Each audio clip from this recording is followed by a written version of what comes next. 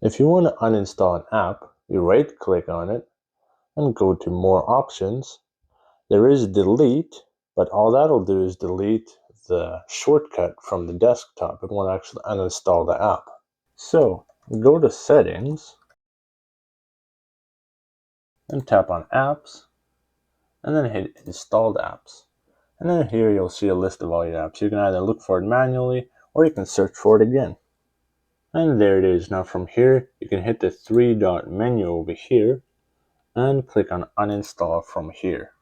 There is another method of doing this, which is just searching for the app. And then you can right click and there's an uninstall button here. But look at what that does. All that does is take you to the list of installed apps here again. And it won't even take you here. It'll just take you to the list of general apps.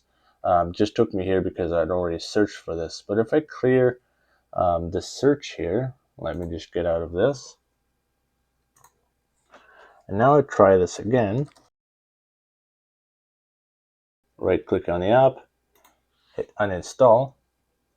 And there you go. See, it does exactly the same thing. Even though you already clicked uninstall, it just takes you to the list of apps.